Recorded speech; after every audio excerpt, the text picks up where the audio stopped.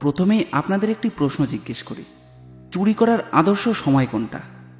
না না, আমি আপনাদের চুরি করার জন্য উৎসাহ দিচ্ছি না, শুধু জানতে চাইছি আপনারা এর উত্তরটা জানেন কিনা। অনেকে হয়তো এতক্ষণে ভেবেও ফেলেছেন, তবে আমি নিশ্চিত এই গল্পটি শুনলে আপনাদের চুরি সম্পর্কে ধারণা পাল্টে যাবে। নমস্কার, আমরা থ্রিল স্টুডিও। আমাদের আজকের গল্পের নাম চাবি এবং খিল। গল্পটি লিখেছেন হেমেন্দ্র কুমার রায়। গল্প পাঠে রয়েছে দেবজ্যোতি, শুভ আর আমি অপূর্ব। গল্পটি মন দিয়ে শুনুন। তবে হ্যাঁ, আমাদের চ্যানেলটিকে সাবস্ক্রাইব না করে থাকলে অবশ্যই করবেন। এরকম গোয়েন্দা গল্প আমরা প্রায় নিয়ে আসি। তাহলে আর বেশি দেরি না করে চলুন শুরু করা যাক। মধু ঘরে ঢুকে বলল, বাবু, একটি ভদ্রলোক আপনার সঙ্গে দেখা করতে চান। জয়ন্ত বলল, কে তিনি? নাম বললেন রখহরিবাবু। এমন সেকেলে নামধারী আধুনিক কোনো ভদ্রলোককে আমি চিনি বলে মনে হচ্ছে না তো। তিনি বললেন, গেল বছরে দেওঘরে গিয়ে আপনার সঙ্গে নাকি তার আলাপ হয়েছিল। মানিক বলল, জয়ন্ত, তোমার স্মৃতিশক্তি অত্যন্ত দুর্বল দেখছি। দেওঘরে রাখহরিবাবুকে এর মধ্যেই তুমি ভুলে গেলে? জয়ন্ত বলল, ভাইয়া, বিংশ শতাব্দীতে এমন পৌরাণিক নাম স্মরণ করে রাখা অত্যন্ত কঠিন ব্যাপার। তা যা হোক, এতক্ষণে আমার মনে পড়েছে। আমাদের তোয়াজ করবার জন্য রাখহরিবাবুকে চেষ্টাটাই না করেছিলেন। থাক মানিক, আর বলতে হবে না। হে মধুসূদন, তুমি ঝটিতি নিচে নেমে গিয়ে রাখহরিবাবুকে বলে এসো স্বাগত। মধুর প্রস্থান। ঘরের মধ্যে রাখহরিবাবুর প্রবেশ অনতিবিলম্বে। রাখহরি নামটির জন্ম মান্ধাত্তার আমলে বটে, কিন্তু রাখহরি নামধারী এই ব্যক্তিটি যে পৃথিবীর আলো দেখেছেন তা অতি আধুনিক যুগেরই। তার দিকে দৃষ্টিপাত করলেই সে কথা বুঝতে আর বাকি থাকে না। একহারা শৌখিন চেহারা, গৌরবর্ণ, চোখে চওড়া ফ্রেমের চশমা, ঠোঁটের উপরে চার্লি চ্যাপলিন গোঁফ, গায়ে গিলে করা চুড়িদার পাঞ্জাবি, পরনে ফিনফিনে তাঁতের কাপড়, পায়ে সেলিম শু, আর হাতে রূপবাঁধানো একগাছা সরু ছড়ি। তার ওপর মুক্তোর বোতাম, সোনার রিস্ট ওয়াচ ও এসেন্সের ভুরভুর গন্ধ প্রভৃতির আধিক্যতার কথা নাই বা বললাম। নমস্কার ও সাদর সম্ভাষণের আদান হবার পর একখানা চেয়ারের দিকে আঙ্গুলি নির্দেশ করে মানিক বলে, বসুন রাখহরিবাবু, কিন্তু আপনাকে দেখলেই আমার কি মনে হয় জানেন? কি মনে হয়? পিতার অবাধ্য ছেলে বলে। কেন? পিতৃদেব আপনাকে অত্যন্ত সেকেলে নামে পরিচিত করতে চেয়েছিলেন, কিন্তু আপনি নিজের চেহারাখানি এতটা আপটুডেট করে তুলেছেন যেন দেখলে মনে হয় হাল ফ্যাশনের বাবু বলেই আপনি পরিচিত হতে চান। এটা কি আপনার পিতার ইচ্ছাবিরুদ্ধ কাজ নয়? রাখহরি মৃদু হেসে বলে, মোটেই না। পিতার অবাধ্য পুত্র হচ্ছে একালের সেই সব ছেলে যারা পিতৃদত্ত নাম ত্যাগ করে গ্রহণ করে হাল ফ্যাশনের নতুন নতুন রংচঙে নাম। আমি তো তা করিনি। স্বর্গীয় পিতৃদেব আমাকে যে নাম দিয়েছেন আমি তা মাথায় করে রেখেছি। নিজের সাজসজ্জাকে আমি আপটুডেট করে রাখবো না। আমার বাবা তো এমন কোনো ইচ্ছে প্রকাশ করে যাননি। কিন্তু যাজ্ঞে সে কথা, আমি এখানে ছুটে এসেছি রীতিমতো দায়ে ঠেকেই। জয়ন্ত শুধল, ব্যাপার কি রাখহরিবাবু? আমার ভগ্নিপতির অত্যন্ত বিপদ। জয়ন্ত একটু বিস্মিত হয়ে বলল, আপনার ভগ্নির বিপদের জন্য আপনি আমাদের কাছে ছুটে এসেছেন? আগে হ্যাঁ, আপনি ছাড়া আর কেউ তাকে এই বিপদ থেকে উদ্ধার করতে পারবে না। আপনার কথার অর্থ বুঝতে পারছি না। আপনার ভগ্নির কি হয়েছে? স্বামীর বিপদকে প্রত্যেক স্ত্রী তার নিজের বিপদ বলেই মনে করে। পুলিশ আমার ভগ্নিপতিকে গ্রেপ্তার করেছে। কেন? চুরির অপরাধে। জয়ন্ত কিছুক্ষণ চুপ করে রইল, তারপর বলল, আপনার ভগ্নিপতি যদি চুরি করে ধরা পড়ে থাকেন তাহলে আমি হাজার চেষ্টা করলেও তাকে পুলিশের হাত থেকে তো ছাড়িয়ে আনতে পারবো না। জয়ন্তবাবু, আমার ভগ্নিপতি চোর হলে আমি আপনার কাছে ধর্ণা দিতে আসতুম না। সুব্রত আর যাই হোক, চোর নয়। আপনার ভগ্নিপতির নাম সুব্রত? আগে হ্যাঁ, সুব্রত সেন। সব কথা ভালো করে খুলে বলুন। আমরা এক ভাই এক বোন। তার নাম রাধারানী। আমার চেয়ে সে 2 বছরের ছোট। বাবা খুব ভালো ঘরেই তার বিয়ে দিয়ে গিয়েছিলেন। সুব্রত ছিল দেখতে শুনতে রীতিমতো সুপাত্র। তার পৈতৃক সম্পত্তির আয় ছিল মাসিক 3,000 টাকা। কিন্তু জয়ন্তবাবু, সর্বনেশে ঘোড়া রোগে সর্বস্ব তার উড়ে গিয়েছে। ঘোড়া রোগ? হ্যাঁ, ঘোড়াদৌড়। সর্বশান্ত হয়ে তার রোগ আরও বেড়ে যায়। সে টাকা ধার করে রেস খেলতে থাকে, আর কতগুলো হতচ্ছাড়া জুয়ারির সঙ্গে মিশে মদ পর্যন্ত ধরে। যত বাজি হারে তত মদ খায়। জুয়া আর নেশা, এখন এই হচ্ছে তার ধ্যান, জ্ঞান আর প্রাণ। রাখোরি বাবু, আপনার ভগ্নিপতি যে ছবি আঁকলেন তা মোটে উজ্জ্বল বলে মনে হচ্ছে না। ইদানিং মাতাল হয়ে অনেক রাতে বাড়িতে ফিরে রাধারানীকে সে যা তা গালিগালাজ দিতে শুরু করেছিল। তার অপরাধ, স্বামীকে সে মদ খেতে আর জুয়া খেলতে মানা করত। শেষটা আর সইতে না পেরে রাধারানী আমার কাছে পালিয়ে এসেছে। যদিও এখনও স্বামীকে সে প্রাণের মতো ভালোবাসে, দেবতার মতো ভক্তি করে। তারপরে চুরির ব্যাপারটা কি? দেনার দায়ে সুব্রতর পৈতৃক বাড়ি বিকিয়ে গেছে। সে এখন ভাড়াটে বাড়িতে থাকে। এক অংশে সে থাকে, আর এক অংশে থাকে তার বাড়িওয়ালা জগন্নাথ। শুনেছি আর 5 দিন আগে জগন্নাথের 50,000 টাকা চুরি গিয়েছে, আর পুলিশ চোর বলে গ্রেপ্তার করেছে সুব্রতকে। সুব্রতর বিরুদ্ধে কি প্রমাণ পাওয়া গিয়েছে? আমি এখন ওটা ভালো করে জানতে পারিনি, তবে আমার আর রাধারানীর দৃঢ় বিশ্বাস সুব্রত যত নিচেই নামুক কিছুতেই চুরি করতে পারে না। রাখোরি বাবু, আপনাদের এই বিশ্বাস যুক্তিহীন। আদালতে গ্রাহ্য হবে না। পুলিশ বিনা প্রমাণে কারুকে গ্রেপ্তার করতে পারে না। এই মামলাটার ভার পেয়েছেন কোন পুলিশ কর্মচারী? আপনাদের বন্ধু সুন্দরবাবু। জয়ন্ত কিছুক্ষণ চুপ করে রইল, তারপর বলল, সুন্দরবাবু রোজ সকালে আমাদের প্রভাতী চায়ের আসরে যোগ দেন। কাল তিনি যখন আসবেন তখন তার কাছ থেকে মামলার কথা জেনে নেব। হয়তো কাল তিনি আসবেন না। মানিক বলল, অসম্ভব। আপনি সুন্দরবাবুকে জানেন না। তার নিজের ফরমাস মতো কালকে এখানে চিকেন পাই নামে একটা বিলিতি খাবার তৈরি হবে। সেটাকে উদরস্থ করবার জন্য সুন্দরবাবু নিশ্চয়ই যাবতীয় আকর্ষণ ত্যাগ করে এখানে না ছুটে থাকতে পারবেন না। রাখহরি কাতর কণ্ঠে বলল, না জয়ন্তবাবু, আমার বিনীত অনুরোধ, আপনি আজকেই সুন্দরবাবুর কাছে গিয়ে সব কথা শুনে আসুন। আপনি রাধারানীর অবস্থা জানেন না। আজ কদিন থেকে তার চোখে নিদ্রা নেই। দিনরাত সে খালি কাঁদছে আর কাঁদছে। কাল থেকে আহার পর্যন্ত ছেড়ে দিয়েছে। বলে সুব্রত খালাস না পেলে অনাহারেই প্রাণ ত্যাগ করবে। তাকে বাঁচাবার জন্যই আমি আজ নাচার হয়ে আপনার কাছে ছুটে এসেছি। জয়ন্ত গম্ভীরভাবে বলল, রাখোরি বাবু, আমি জাদুকর নই। আমার উপরে এতটা নির্ভর করবেন না। সুব্রত যদি সত্য সত্যই চুরি করে থাকে, আমি কিছুতেই তাকে বাঁচাতে পারবো না। তবু আপনি একবার চেষ্টা করে দেখুন। আজই দয়া করে থানায় গিয়ে একবার সুন্দরবাবুর সঙ্গে দেখা করুন। বেশ, তাই করব। গদিয়ান হয়ে টেবিলের সামনে বসেছিলেন সুন্দরবাবু। সেখানে উপস্থিত ছিলেন তার একজন সহকারী আর একজন অপরিচিত ভদ্রলোক। জয়ন্ত ও মানিককে ঘরের ভিতর প্রবেশ করতে দেখে সুন্দরবাবু বিস্মিত কণ্ঠে বললেন, আরে, একেবারে যে মানিক চোর! ব্যাপার কি জয়ন্ত? অসময়ে কেন হে প্রকাশ? জয়ন্ত বলল, সুব্রতের মামলাটার তদবির করবার ভার পড়েছে আমার উপরে। বটে বটে, তোমার উপর এবার কে দিল ভায়া? সুব্রত স্ত্রী রাধারানী দেবী বুঝি? আপনার এমন সন্দেহের কারণ? কারণ কারণ রাধারানী দেবীর দ্বারা আমি নিজেই আক্রান্ত হয়েছি। আক্রান্ত? তাছাড়া আর কি বলি বলো, বড়ই মুশকিলে পড়েছিলুম হে। পরশুদিন রাধারানী দেবী হঠাৎ আমার কাছে এসে ধর্ণা দিয়েছিলেন। উস্কো খুস্কো রুক্ষ চুল, ফোলা ফোলা চোখের পাতা, উদ্ভ্রান্ত চাহনি আর ময়লা কাপড়, একেবারে বিষাদ প্রতিমা। ক্রমাগত কাঁদেন। থেকে থেকে আমার পা দুটো জড়িয়ে ধরতে আসেন আর করুণ স্বরে বলতে থাকেন, আমার স্বামীকে ছেড়ে দিন, আমার স্বামীকে ছেড়ে দিন, তিনি নির্দোষ। জানোই তো ভাই, পুলিশের লোক হয়েও আমার একটা দুর্বলতা আছে। স্ত্রীলোকের অশ্রুবর্ষণ আমি সহ্য করতে পারি না। তার উপর মহিলাটির স্বামী ভক্তি দেখেও আমার মনটা ভিজে গেল। অমন দুরাচার স্বামীর অমন পতিব্রতা স্ত্রী কি করে যে রাধারানী দেবীর কাছ থেকে ছাড়ান পেয়েছি তা আর বলবার কথা নয়। যাবার সময় আবার ভয় দেখিয়ে গিয়েছেন 3 দিনের মধ্যে সুব্রত ছাড়া না পেলে তিনি আমার বাড়ির দরজায় হত্যে দিয়ে পড়ে থাকবেন। কিন্তু আমি কি করব বলো জয়ন্ত? আমি তো পুলিশের কর্মচারী। আইনের বাঁধনে আমার হাত পা বাঁধা। সুব্রতকে মুক্তি দেবার ক্ষমতা তো আমার নেই। জয়ন্ত শুধুল, সুব্রতকে কি সন্দেহক্রমে গ্রেপ্তার করা হয়েছে, না তার বিরুদ্ধে বিশেষ কোনো প্রমাণ আছে? প্রমাণ আছে বই কি, যথেষ্ট প্রমাণ আছে।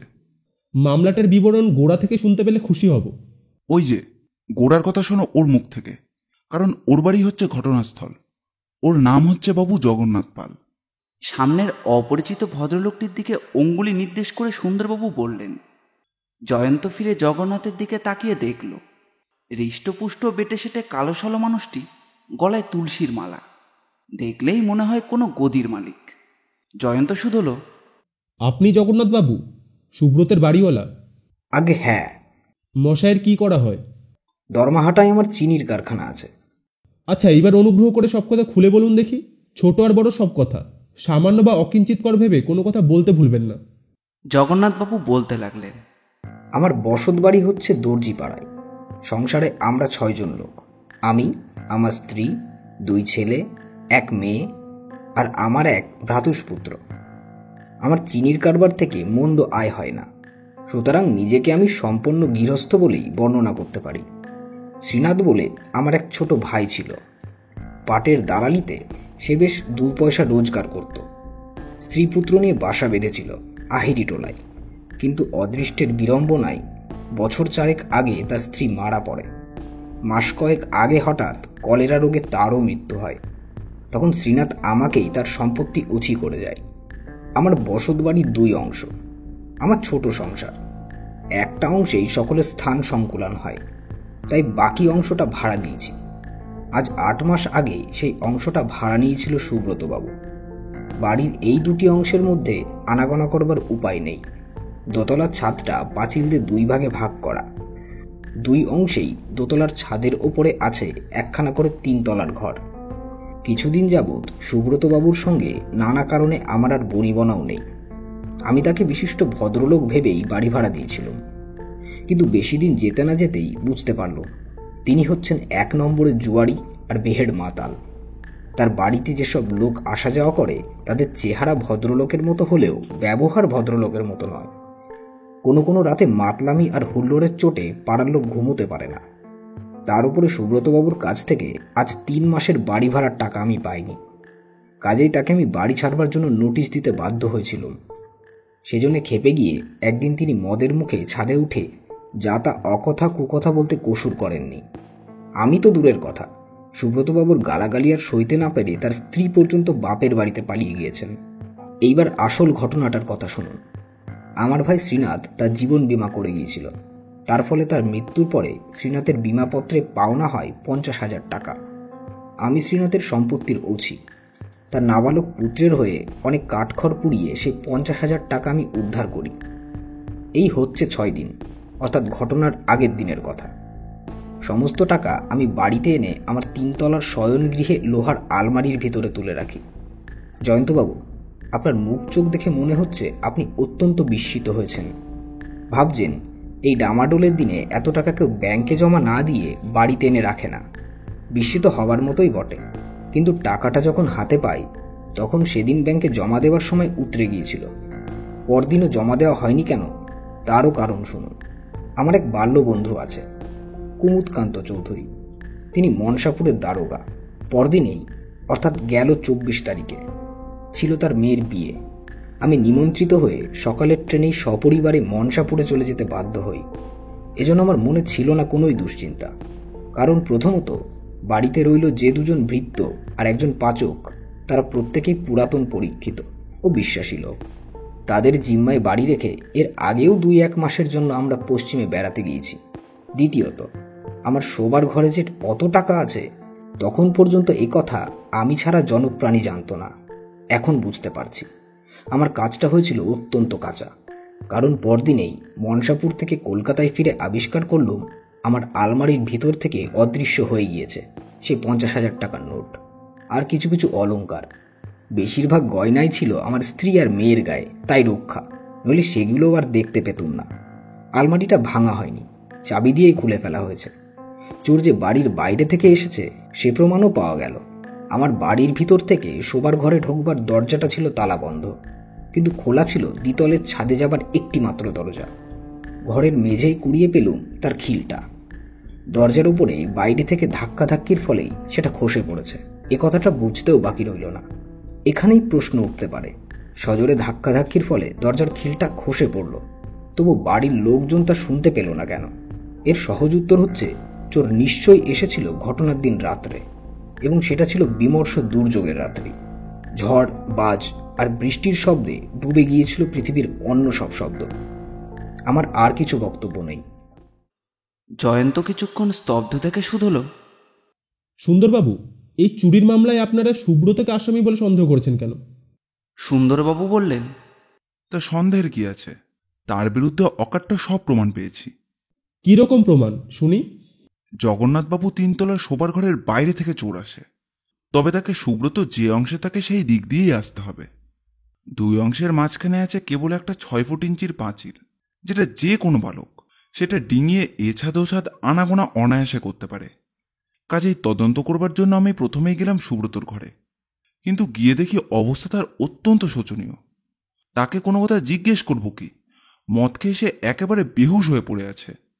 আমার জিজ্ঞাসার উত্তরে পাগলের মতো বলতে লাগলো সব অসংলগ্ন কথা। বাড়িতে আর কারো সাড়া পেলাম না। বাড়ির লোকের মুখে শুনলাম একটা চাকর ছিল, মহিনা, সেও চম্পট দিয়েছে। আরও শুনলাম ঘটনার দিনে রেসে গিয়ে সুব্রত হেরে একেবারে ভূত হয়ে বাড়িতে ফিরে এসেছে, আর সেই দুঃখে কাল থেকে ক্রমাগত মদ খেয়ে প্রায় অজ্ঞান হয়ে পড়েছে। তারপর তার বাড়িতে খানাতল্লাশ করে কি পাওয়া গেল জানো? এই চাবিটা। তিনি অঙ্গুলি নির্দেশ করে টেবিলের ওপরে একটা চাবির দিকে জয়ন্তের দৃষ্টি আকর্ষণ করলেন। জয়ন্ত চাবিটা তুলে নিয়ে পরীক্ষা করতে করতে বলল, এটা কিসের চাবি? জগন্নাথবাবু লোহার আলমারির। কিন্তু এ চাবি সুব্রতর বাড়িতে গেল কেমন করে? জগন্নাথবাবু, আপনার আলমারির কোনো চাবি কি খোয়া গিয়েছে?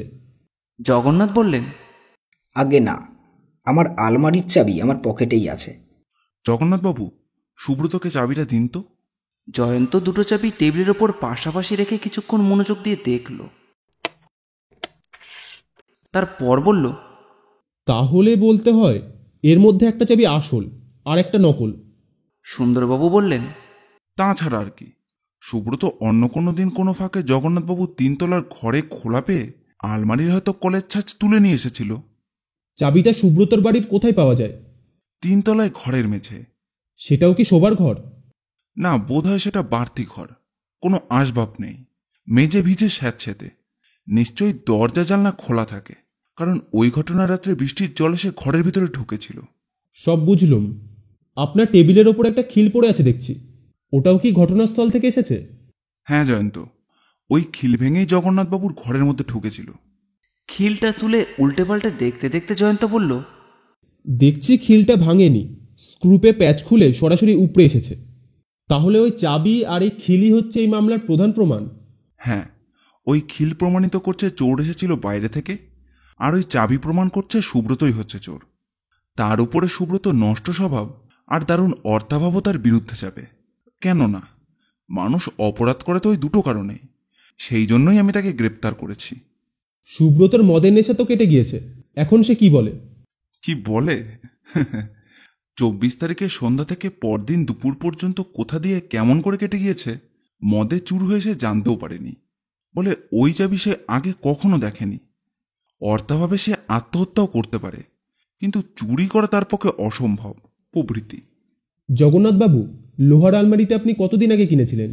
তা প্রায় 10 বছর হবে। জয়ন্ত হঠাৎ উঠে দাঁড়িয়ে বলল,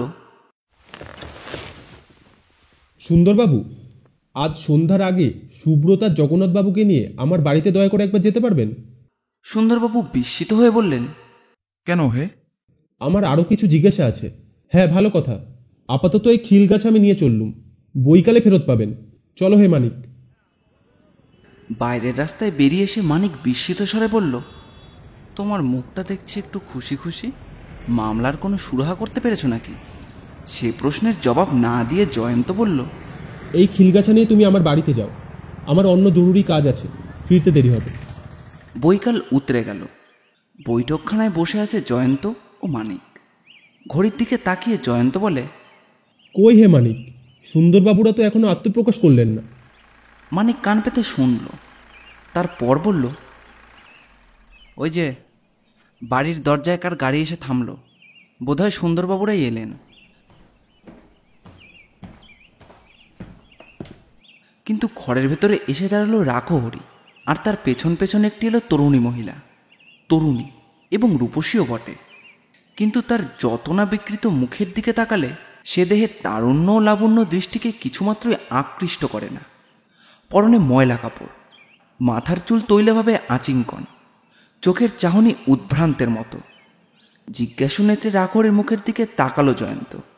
রাখহরি বলল, আমার বোন রাধারানী আপনার সঙ্গে দেখা করতে এসেছে। ব্যস্ত সমস্তভাবে উঠে দাঁড়িয়ে একখানা চেয়ার এগিয়ে দিয়ে জয়ন্ত বলল, বসুন রাধারানী দেবী। রাধারানী বসে পড়ল বটে, তবে চেয়ারের উপরে নয়, হাঁটু গেড়ে মেঝের উপর। তারপর হঠাৎ সামনের দিকে ঝুঁকে পড়ে দুই বাহু বাড়িয়ে জয়ন্তের পা জড়িয়ে ধরতে গেল। করেন কি? বলতে বলতে জয়ন্ত তাড়াতাড়ি পিছিয়ে গিয়ে দাঁড়ালো। ঠিক সেই সময় সদরের কাছাকাছি একখানা গাড়ি এসে দাঁড়ানোর শব্দ হলো। জয়ন্ত তাড়াতাড়ি বলল, রাধারানী দেবী, নিশ্চয় সুন্দরবাবু আসছেন সদল বলে। শিগগির আপনি পাশের ঘরে গিয়ে দাঁড়ান। আপনার স্বামীকে আমি রক্ষা করতে পারবো কি জানি না, তবে অঙ্গীকার করছি তার সঙ্গে এখনই আপনার দেখা করিয়ে দেব। যান যান, আর দেরি করবেন না। রাধারানী পাশের ঘরে প্রবেশ করলো অত্যন্ত নাচারের মতো। সঙ্গে সঙ্গে সুন্দরবাবুর আবির্ভাব, এবং তারপর এলো জগন্নাথ ও আর এক বিষণ্ণ মূর্তি। বয়সে সে যুবক, উস্কো খুস্কো মাথার চুল আর সুন্দর মুখশ্রী, কিন্তু কালিমায় পরিম্লান। সুন্দরবাবু বললেন, জয়ন্ত, এই হচ্ছে আসামি। আপনারই নাম সুব্রত বাবু? জয়ন্ত সুদ হলো। ভীরু মুখ তুলে একবার জয়ন্তের দিকে তাকাতে আবার মুখ নামিয়ে সুব্রত অতি মৃদুস্বরে বলল, আগে হ্যাঁ। ভদ্রলোকের ছেলে, শেষটা চোরদায় ধরা পড়লেন। ভগবান জানেন আমি চোর নই। আপনার কথা যদি সত্য হয় তবে বিচারে নিশ্চয় আপনি খালাস পাবেন, কিন্তু খালাস পাবার পরেও তো আপনি আবার রেস খেলবেন, মদ খাবেন, কুসঙ্গে মিশবেন, স্ত্রীর সঙ্গে অমানুষের মতো ব্যবহার করবেন। ভগ্নকণ্ঠে সুব্রত বলে উঠল, আবার? কখনো নয়, কখনো নয়। শুনে খুশি হলাম। আপাতত একবার পাশের ওই ঘরে যান দেখি, ওখানে রাধারানী দেবী আপনার জন্য অপেক্ষা করছেন। জয়ন্ত বলল। সুব্রত চমকে উঠে বলল, রাধারানী দেবী? হ্যাঁ, আপনার স্ত্রী। সুব্রত পাশের ঘরে গেল দ্রুত পদে।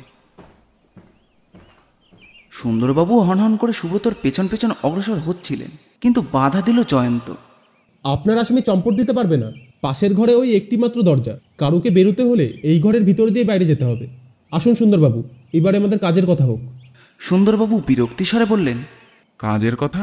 কি কাজের কথা? বিরহ আর বিরোহিনীর মিলন করানোর জন্য তো আমরা এখানে আসিনি। মানিক বলল, হ্যাঁ সুন্দরবাবু, জয়ন্ত সে কথা জানে বলেই আপনাকে পাশের ঘরে যেতে দিলেন না। তুমি থামো মানিক, বাজে ফ্যাঁচ ফ্যাঁচ করো না। জয়ন্ত, আসামিকে আমি আজই চালান দিতে চাই। তার আগে যদি তোমার কোনো বক্তব্য থেকে থাকে তো বলো। জয়ন্ত বলল, জগন্নাথবাবু, আমার প্রথম বক্তব্য হচ্ছে, আপনার শোবার ঘরে দুটো দরজা, একটা ছাদের দিকে আর একটা ভিতর বাড়ির দালানের দিকে। চুরির পরদিন দেখা যায় ছাদের দরজাটা খোলা রয়েছে, কিন্তু ভিতর দিকে দরজাটা তো তালাবন্ধ ছিল। আজ্ঞে হ্যাঁ। তালা চাবি ছিল কোথায়? আমার পকেটে। উত্তম। এখন শুনুন সুন্দরবাবু, জগন্নাথবাবুর লোহার আলমারির আসল আর নকল চাবি দুটো আমার ওই টেবিলের উপর পাশাপাশি রেখে দিন। কথা মতো কাজ করলেন সুন্দরবাবু। জয়ন্ত শুধল, কি দেখছেন? সুন্দরবাবু নিরস কণ্ঠে বললেন, দেখবো আবার কি ছাই? দুটো চাবি? চাবি দুটোই মাপজোক, গড়ন পিটন একরকম। হ্যাঁ, অবিকল। এটা কি সন্দেহজনক নয়? কেন? ধরুন আপনি এক এক দিনে এক একজন কারিগর ডাকলেন, তারপর প্রত্যেককে দিয়ে একই কলের জন্য দুটো চাবি গড়ালেন। সেই দুটো চাবি দিয়েই কল খোলা যাবে বটে, কিন্তু তাদের গড়ন পিটন কিছুতেই এক হবে না, আর আকারও কোনোটা ছোট, কোনোটা হবে কিছুটা বড়। হ্যাঁ, এ কথা ঠিক। কিন্তু এই চাবি দুটো দেখলে বোঝা যায় একই সময় একই মাপজোকের সঙ্গে মিলিয়ে একই কারিগরের হাতে দুটো চাবি গড়া হয়েছে। আর একটা জিনিস লক্ষ্য করুন, আপনারা যেটাকে আসল চাবি বলছেন তার বয়স নাকি 10 বৎসর। চাবিটা যে পুরাতন তাতে আর কোনো সন্দেহ নেই, তবে নিয়মিত ব্যবহারের দরুন তার উপরে একটা পালিশ পড়েছে বটে। আর যেটাকে নকল চাবি বলা হচ্ছে সেটাও দেখতে পুরাতন হলেও তার উপরে কিন্তু পালিশ টালিশ কিছুই নেই, বরং বহুদিন ব্যবহৃত হয়নি বলে তার উপর মরচে ধরে গিয়েছে। সুন্দরবাবু সন্দিগ্ধ কণ্ঠে বললেন, তুমি কি বলতে চাও জয়ন্ত? আমি বলতে চাই সুব্রতবাবু এ পাড়ার বাসিন্দা। তিনি যদি আলমারির কলের ছাঁচ তুলে তার দ্বিতীয় একটা চাবি গড়তেন, তাহলে দেখলে তাকে মরচে ধরা পুরাতন বলে ভ্রম করবার উপায় থাকতো না, আর দেখতেও সেটা হতো না আকারে আর গড়ন পিটনে অবিকল প্রথম চাবিটার মতো। সুন্দরবাবু ফ্যালফ্যাল করে তাকিয়ে রইলেন, কোনো প্রতিবাদ করতে পারলেন না। জয়ন্ত গাত্রোত্থান করে দরজার কাছে গিয়ে দাঁড়িয়ে বলল, এখানে আসুন সুন্দরবাবু, এই ঘরে একটা ব্যাপার প্রতিপাদন করতে হবে। জয়ন্তর পাশে গিয়ে দাঁড়ালেন সুন্দরবাবু। দরজার পাল্লা দুখানা ভেজিয়ে দিয়ে জয়ন্ত বলল, দেখুন, জগন্নাথবাবুর ছাদের দরজার খিলটা আমি স্ক্রুপ দিয়ে আমার দরজায় লাগিয়ে দিয়েছি। এ আবার কি রে বাবা? সুন্দরবাবু বললেন। জয়ন্ত বলল, মানিক, তুমি ঘরের বাইরে যাও। আচ্ছা, এইবারে আমি দরজাটা ভিতর থেকে বন্ধ করে নতুন খিলটা লাগিয়ে দিলুম। মানিক, তুমি বাহির থেকে জোরে ধাক্কা মেরে দরজাটা খুলে ফেলবার চেষ্টা করো। মানিক সজোরে বাঁশ চারেক ধাক্কা মারবার পরেই সশব্দে খিলটা ভেঙে দরজার পাল্লা দুখানা খুলে গেল এবং খিলের একটা অংশ বিচ্ছিন্ন হয়ে গিয়ে পড়ল মাটির ওপর। জয়ন্ত বলল, যা ভেবেছি তাই। সাধারণত বাঙালিদের বাড়ির খিলগুলো হয় পলকা, অর্ঘলব্ধ দরজা জোর করে কেউ বাহির থেকে খুলতে গেলে ধাক্কা মারে দরজার মাঝ বরাবর, আর খিলটাও ভেঙে যায় মাঝখান থেকেই। এখানেও ঠিক তাই হয়েছে। সুন্দরবাবু একেবারে স্তব্ধ। খিলের যে অংশটা তখনও দরজার সঙ্গে সংলগ্ন ছিল সেটাকে দুহাত দিয়ে তুলে ধরে জয়ন্ত বলল, কিন্তু কেউ যদি ঘরের ভিতরে দাঁড়িয়ে খিলের মাঝখান ধরে এমনি করে জোরে টান মারে তাহলে কি হয় দেখুন। সুন্দরবাবু মাথা চুলকাতে চুলকাতে বললেন, তবে তো দেখছি চোর হচ্ছে বাড়িরই লোক। জয়ন্ত হাসতে হাসতে বলল, হ্যাঁ, আর সেই লোক হচ্ছে জগন্নাথবাবু নিজেই। জগন্নাথ আসন ছেড়ে দাঁড়িয়ে হঠাৎ মুখ খিচিয়ে উঠে বললেন, বুদ্ধির গলায় দড়ি, নিজের টাকা আমি চুরি করব নিজেই? জয়ন্ত বলল, এ আপনার টাকা নয় জগন্নাথবাবু, এ হচ্ছে পিতৃমাতৃহীন নাবালক ভ্রাতুষ্পুত্রের টাকা। সুব্রতবাবুর দুর্বলতার সুযোগ গ্রহণ করে সেই টাকা আপনি আত্মসাৎ করতে চেয়েছিলেন। আলমারি কেনবার সময় আপনি পেয়েছিলেন এরকম দেখতে দুটো চাবি, একটা ছিল তোলা আর একটা নিজে ব্যবহার করতেন। সেই তোলা চাবিটাই আপনি পাঁচিল টপকে গিয়ে বেচারা সুব্রতবাবুর ঘরের ভিতরে নিক্ষেপ করেছিলেন। আরও শুনুন, আজ সারাদিন ঘুরে ঘুরে আপনার সম্বন্ধে আরও কিছু তথ্য সংগ্রহ করেছি। আপনার চিনির কারবার প্রায় অচল হয়ে পড়েছে, ঋণে আপনার মাথা বিকে যাবার মতো হয়েছে। লয়েডস ব্যাংকে আপনার নামে জমা আছে মাত্র 100 টাকা। গেল 23 তারিখে বিমা কোম্পানির কাছ থেকে আপনি পেয়েছিলেন 50,000 টাকা। পরদিন সকালেই আপনি সপরিবারে মনসাপুরে যাত্রা করেন বটে, কিন্তু সরাসরি স্টেশনে গিয়ে হাজির হননি।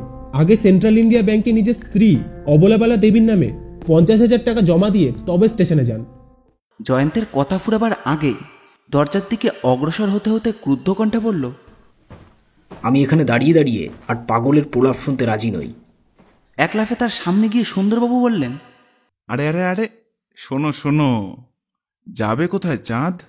তোমার চক্রান্তের ভুলে আমি সুব্রতকে আদালতে নিয়ে গিয়ে আসামি বলে খাড়া করলে শেষটা হয়তো আমাকে গর্ধব নাম কিনতে হতো। আর কি তোমাকে ছেড়ে দিই আমি? আচম্বিতে পাশের ঘর থেকে দুই মূর্তি বেরিয়ে জয়ন্তের পায়ের ওপর প্রায় ঝাঁপিয়ে পড়ল। সুব্রত এবং রাধারানী।